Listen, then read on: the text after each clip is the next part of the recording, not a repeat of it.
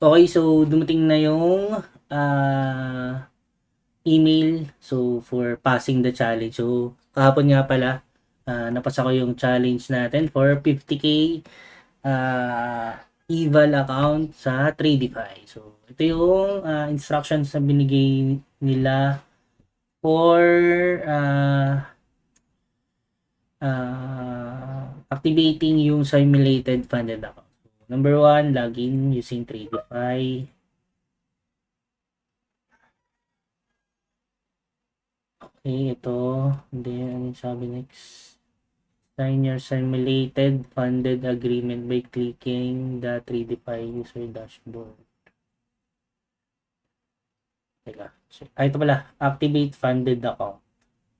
So, check lang natin. So, profit target and days trading. Yeah. Okay. Activate funded account. Okay. Mukhang kailangan kong i-cut or i-blur tong part na to. Pero ano lang natin. Agree.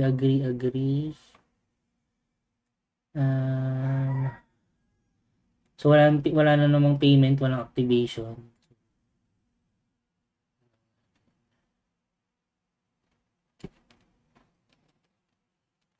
Okay, we are all set. Thank you. You're all set. Next viewers activate. If this is your first account, check your confirmation. Blah blah blah. Okay. Go to dashboard. Ayan, okay na. Activated na. Funded. So, mag-blur lang ako ng ibang parts dito. So, okay. 50k account. Then, profits, trading day. Target profit is 21. 2,100 para makapag-profit. Tapos, 10 trading days. Trading days with. Okay, so dapat at least above 150 yung profit mo per day ng 5 days. Then, consistency rule. 35%. Okay, yun lang naman. Tapos, ang alam ko,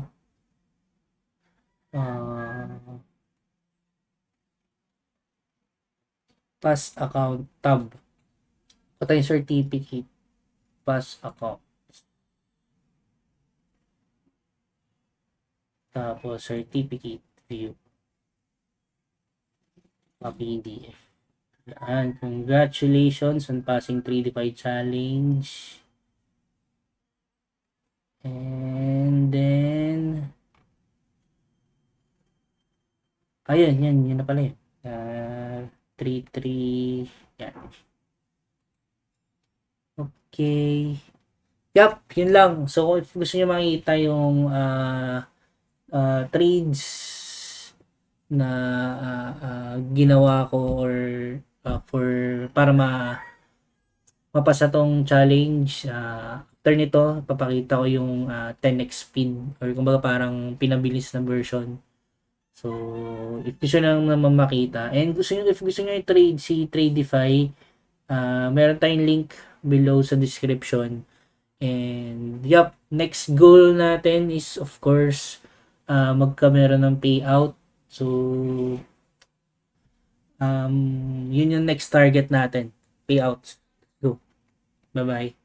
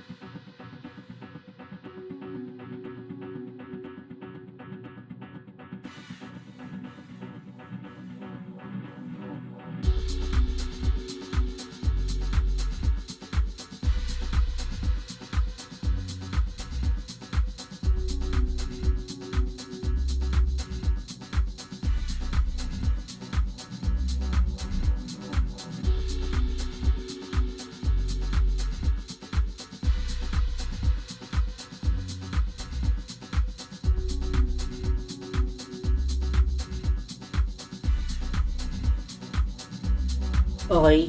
So, makita natin, up na ako ng 3,000 per list ako. So, napasa natin yung account for eval. Wait na lang ako for tomorrow